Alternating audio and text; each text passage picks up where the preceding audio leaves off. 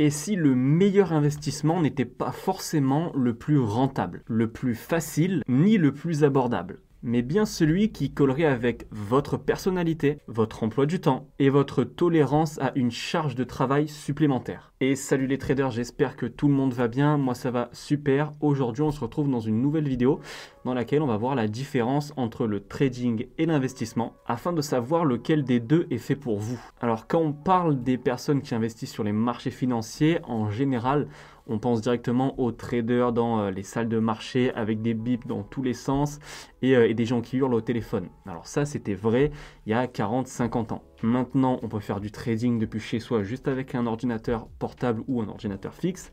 Et il y a d'autres personnes qui ont une activité sur les marchés financiers comme les investisseurs long terme. Sachez qu'il n'y a pas de meilleure activité qu'une autre, c'est-à-dire que le trading, c'est pas la meilleure activité et l'investissement non plus. Ça dépend surtout de votre personnalité à vous en fait. Parce que la principale différence qui sépare le trading et l'investissement, ça va être surtout la notion de temps. On va du coup commencer par l'investissement. Vous êtes un investisseur quand vos motivations principales sont de sécuriser votre argent en première partie. Quand vous investissez, vous avez aussi envie de faire partie de quelque chose en laquelle vous croyez, une entreprise, un projet, une équipe, etc. Ce que je veux dire par là, c'est que peu vous importe en fait à quel prix exact va être l'action d'une entreprise que vous avez achetée et dans laquelle vous avez investi à un instant T. Ce qui vous importe surtout, c'est le long terme, d'accord ? Quand vous achetez, quand vous investissez dans McDonald's, Coca-Cola, Pepsi, Volkswagen, etc., vous croyez en ces entreprises et ce qui vous importe, c'est surtout qu'elles soient là encore dans 10, 15, 20, 30, 40 ans, d'accord ? Parce qu'en général, eh bien, on investit sur plusieurs années. On investit rarement sous quelques mois, quelques semaines. Le but d'un investisseur est de faire grossir son portefeuille d'actions. Que ce soit en faisant une plus-value sur les actions qu'il a achetées, c'est-à-dire que vous achetez une action à 10 $ et dans 20, 30, 40 ans, cette même action vaut 100, 150 $ par exemple, mais aussi de générer des revenus assez récurrents qu'on appelle dividendes. Un dividende, en fait, c'est tout simplement un versement d'une entreprise à ses actionnaires. C'est-à-dire qu'une société va faire des profits durant toute l'année, par exemple, et va décider de distribuer une partie de ses profits à tous ceux qui ont acheté des actions de cette société. Et il y a des entreprises qui augmentent la valeur de leurs dividendes, donc le pourcentage versé aux actionnaires en dividendes, chaque année depuis des dizaines d'années, par exemple. Pour savoir quand acheter une action, quand investir dans une entreprise, eh bien, un investisseur va surtout se baser sur une analyse fondamentale. C'est-à-dire une analyse qui va englober tout l'environnement d'un actif, que ce soit à travers des rapports financiers, le secteur d'activité de l'entreprise, l'équipe qui est à la tête de cette entreprise, et encore plein de rapports, de bilans comptables, etc. etc. Car attention, un investisseur ne se prend pas à 100% la tête sur le prix d'une action, ça rentre en compte surtout pour se méfier si une action est surévaluée ou non. Donc évidemment le prix de l'action va jouer, mais c'est absolument pas le critère principal, à la différence des traders qui eux se basent surtout sur les prix des marchés. Donc vous l'aurez compris, être investisseur, c'est investir sur le long terme. C'est une activité qui ne va pas vous demander des heures et des heures chaque jour. Puisque en général, une fois que vous avez acheté une action, eh bien soit vous contrôlez le cours, on va dire toutes les années, tous les 5 ans. Entre-temps, évidemment, vous surveillez l'entreprise, s'il y a de nouveaux projets, une nouvelle équipe, etc., des changements dans la direction. Et bien sûr, au fur et à mesure du temps, rien ne vous empêche de racheter des actions d'une entreprise afin de faire grossir votre investissement. Avant de continuer la suite de la vidéo, n'hésitez pas à vous abonner si mon contenu vous plaît et merci à tous ceux qui prennent le temps de lâcher leur petit like et leurs commentaires à chaque vidéo.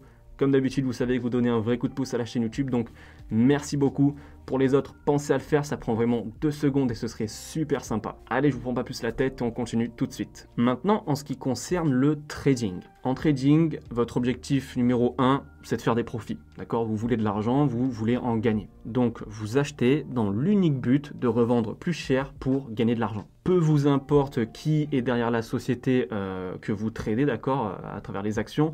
Peu vous importe le secteur d'activité, peu vous importe où vous voyez l'entreprise dans 5-10 ans. Ça, vous en fichez, tout ce qui vous importe, vous, c'est d'acheter une action à un certain prix pour la revendre plus cher après, c'est tout. Donc, vous n'investissez pas dans la valeur d'une entreprise, vous jouez juste avec la volatilité de l'action de cette entreprise, c'est tout. Et étant donné qu'un trader se focalise en moyenne sur le court terme, évidemment, il y a différents styles de trading, comme le scalping qui est très court terme, c'est-à-dire que vous tradez avec vos positions de quelques secondes, quelques minutes, voire quelques heures dans de rares cas.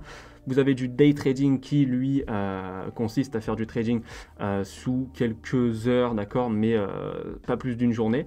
Et du swing trading qui est le trading, la manière de trader la plus long terme, on va dire, c'est-à-dire que vous pouvez garder des trades pendant quelques jours, quelques semaines, voilà. Mais voilà, comme je vous l'ai dit, en général, un trader fait plutôt du court terme. Dans tous les cas, ça sera toujours du court terme, même en swing trading, face à un investisseur qui investit pendant plusieurs dizaines d'années. Donc, vous devez savoir en fait à quel moment exact acheter et vous avez un plan qui vous dit à quel moment exact vendre. Et pour ça, vous allez utiliser ce qu'on appelle l'analyse technique. L'analyse technique, c'est une analyse qui est purement graphique, d'accord? Vous allez étudier la fluctuation, l'évolution du cours d'un actif pour savoir à quel moment c'est le plus opportun d'acheter pour faire des profits plus tard. Maintenant, on va parler de la rentabilité de ces deux activités, que ce soit d'investir sur le long terme ou de faire du trading assez court terme. Il y a beaucoup trop de personnes qui ne s'y connaissent pas en trading qui s'amusent à comparer des investisseurs, de très grands investisseurs long terme et des traders. C'est-à-dire que pour certains qui ne sont pas capables de générer des profits en trading, ils vont dire que c'est impossible parce que, eh bien, pourquoi Warren Buffett, etc., ferait du 10, 13, 14% à l'année pendant que certains traders, du coup, s'amuseraient à dire qu'ils font ça par mois. Donc, ces personnes qui n'acceptent pas que, oui, on puisse avoir de grosses rentabilités sur du court terme en trading, en fait, mélangent tout et n'importe quoi. Sachez qu'il y a un équilibre à tout. C'est-à-dire que quand vous investissez, ça vous demande pas beaucoup de temps de travail chaque mois, d'accord, de l'ordre de quelques minutes, on va dire, d'accord, 5-10 minutes par mois pour checker vos investissements. Donc c'est quelque chose de très passif, d'accord, ça ne vous demande pas du tout beaucoup de travail. Et étant donné que c'est assez passif et que vous faites peu de travail après avoir cliqué sur le bouton acheter, eh bien évidemment la rentabilité est assez moindre. Par contre, un investissement bien fait, d'accord, je ne parle pas de quelqu'un qui va aller sur DeGiro, acheter n'importe quoi et espérer avoir un profit, mais ceux qui savent comment investir correctement, en général, eh bien, ils sont plus sécurisés que des traders. Parce que d'acheter une action style McDonald's, Coca-Cola, etc. sera toujours plus sûr que d'aller faire du trading court terme uniquement par rapport au graphique. Donc, on ne peut pas comparer trading et investissement long terme en rentabilité. Ça ne colle pas, c'est pas du tout le même domaine, la même activité. Parce que du coup, de l'autre côté, en trading, ça va vous demander en général beaucoup plus de temps par jour même, d'accord? Même si vous faites du swing trading, vous allez devoir au moins checker tous les soirs votre position, d'accord? Et étant donné que vous avez du coup une plus grosse charge de travail, c'est normal que votre rentabilité soit beaucoup plus conséquente que de faire de l'investissement long terme. Car je vous le rappelle, j'en avais déjà parlé dans une autre vidéo, mais un trader va risquer, on va dire, 1-2% de son capital par position et espérer gagner au moins 2 voire 3 fois sa mise. C'est-à-dire que un trader qui va risquer 2% sur un trade a pour objectif de sortir, on va dire, au minimum avec 4% de gain. Et là, encore une fois, on parle d'un seul trade. Donc oui, en 30 jours, il est effectivement possible de faire 10-15% par mois. Mais attention, je le répète, ce n'est absolument pas facile, d'accord? Là, je parle d'un investisseur et d'un trader qui sont très bons dans leur domaine, d'accord? On ne peut pas non plus comparer un mauvais trader face à un bon investisseur, parce que un bon investisseur, même au bout d'un an, aura de meilleurs résultats qu'un mauvais trader. Donc, deux bons investisseurs et traders, eh bien, en général, le trader aura une meilleure rentabilité, c'est normal parce qu'il travaille plus. Donc, pour conclure, vers quelle activité vous devez vous tourner? Eh bien, comme je vous ai dit en début de vidéo, ça va uniquement dépendre de vous et de vous-même. C'est-à-dire que si vous ne cherchez pas en premier temps une grosse rentabilité mensuelle et que vous ne voulez pas vous surcharger de travail après votre taf de tous les jours, eh bien l'investissement sera peut-être le meilleur choix parce que comme je vous l'ai dit, ça va vous demander peu de travail mensuellement, donc ça peut être une bonne alternative pour avoir de revenus supplémentaires. Attention, en investissement du coup long terme, ne vous attendez pas à gagner avec un petit portefeuille, c'est-à-dire de quelques milliers d'euros, ne vous attendez pas à gagner ne serait-ce que 100, 200, 500 euros par mois.